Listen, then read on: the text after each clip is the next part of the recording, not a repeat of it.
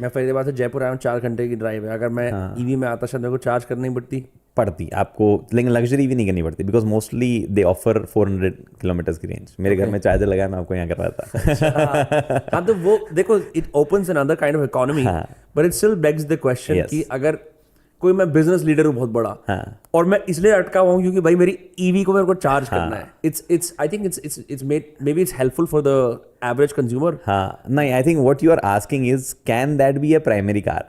हाँ, it can it can not. नहीं, हम हर रिव्यू में बोलते हैं it can not be your primary car. It will not be your primary car till the point जब तक ये चार्जिंग फास्ट हो जाए, इंडिया के हर चार्जिंग स्टेशन में से 90% काम करे। It will not get to that point. In fact, it has not gone to that point in some of the developed countries. वहाँ पे भी नहीं लोग जाते अभी तक EVs में इतना भरोसे के साथ में। यूरोप में चले जाते हैं because they are very woke about environment and all those sort of things. हमारे यहाँ तो वो भी परवाह नहीं है। आपको लगता है कोई EV खरीद रहा है इसलिए खरीद रहा है environment protection करना चाहता है? ना, तो पैसा बचाना है उसको। And in fact, the great thing about EVs is कि वो पैसा बचाते भी नहीं है अगर आप उसको घर पे चार्ज ना करो। सही में Exactly. चार्जिंग स्टेशन महंगे हैं क्या? हाँ exact. So I have a Punch EV, I got it because Tata was not giving me car for review unit. तो मैंने पापा की गाड़ी खिसका के उनको ईवी चिपका दी। मैंने कहा अब ये चलाओ थोड़े दिन ताकि मैं टेस्ट भी कर पाऊँ और मेरा काम भी सॉर्ट हो जाए। आई वांटेड टू टेस्ट कि एक्चुअली में ईवीज का लॉजिक है या नहीं है। आई गॉट दैट कार, हम लोग इधर उधर कई जगह चलाई हमने, and we reach to a point कि हम लोग जब आमतौर पर मीडिया कार्स रिव्यू वगैरह के लाते ले जाते हैं तो हम वो कैलकुलेशन करते नहीं है कि कितना खर्चा बैठ रहा है। बट मैं यहाँ घर पे जब चार्ज कर रहा हूँ, it is costing me 400 rupees the entire charge for 400 kilometers. No, 400 rupees it will go 250 kilometers let's say. और सेम कॉस्ट गोज टू 1200-1300 जो मैं बाहर चार्ज कर रहा हूँ। फिर हमने कैलकुलेशन करा डीजल गाड़ी के साथ में, उसमें कॉस्ट हमें आ रही है 900,000। मैं तो डीजल सस्ती पड़ रही है और इसके तो मैंने पैसे भी ज़्यादा दिए हैं। EVs because you upfront you are paying more money.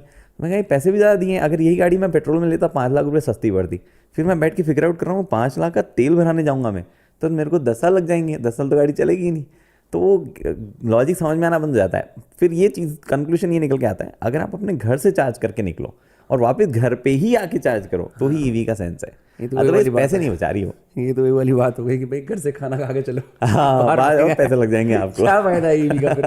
नहीं, बट ईवी वाले फिर आपको अपफ्रंट और पैसे क्यों चार्ज कर रहे हैं? What's the technology is expensive. This the expensive technology in terms of battery, in terms of motors, and they are not indigenous, India में नहीं है, they are coming out of China mostly. In fact, China controls a lot of battery material. Semiconductors का जो सारा scene है, हाँ वो भी है। सेमीकंडक्टर्स तो चलो थोड़ा वी माइट स्टिल थिंक कि हाँ ये तो हम बना लेंगे थोड़े टाइम में। बैटरी एक बड़ी चीज़ है, वो भी बना रही है कई companies, but to the scale that China is doing and the fact that they control reserves of minerals required for the battery, वो अभी भी उस पोजीशन में रहेंगे कि भैया आपको ईवी बनानी है, हमारे बिना तो नहीं बना सकते आप, चाइना वाले। तो वो कंट्रोल भी करते हैं प्राइस को, and obviously the technology is expensive, it is going down the value of all those, the cost of all those things यार डीप ऐसा चढ़े जा रहा है। शर्म में चल रही है बातें, कॉन्वर्सेशन चल रहा है। विकास दूसरा, देवर 2 people, विकास कर रहा है बात और मैं ऑडियो देके जा रहा हूँ। फिर मैंने कहा बोलना पड़ेगा, मैं कहा सर रुको, ऑडियो ही नहीं है 10 मिनट की। और मैं क्या इंप्रेशन है हमारा कि हम मारुति सुजुकी CTO को बोल रहे हैं 10 मिनट हमने फालतू बात करी तेरे साथ में। यार ये हो जाता है। आप किससे भी अपनी पीड़ा शेयर करोगे ना, ये वाली सबने की है यार। मैं अपने करियर डिफाइनिंग पॉडकास्ट गवा चुका हूँ। चले ही गए, ऑडियो ही गायब हो गई, ऑडियो में लेटेंसी आ गई, ऑडियो उड़ गई, माइक का ये सब होता है। I think one of the greatest joys of content creation is technical failure. तो आप कितने भी ओवर ऑप्टिमाइज कर लो, कितना भी बड़ा से बड़ा कुछ कर लो, technical failure is the norm, not the exception. Exactly वो होगा और ये फक मजे आते हैं। But I think it makes you humble, क्योंकि आपको लगता है कि आप प्लेटफॉर्म्स मास्टर कर लोगे, स्किल मास्टर कर लोगे। There will be somewhere some point where you realise कि I am still not there. Yeah, so that's what it is.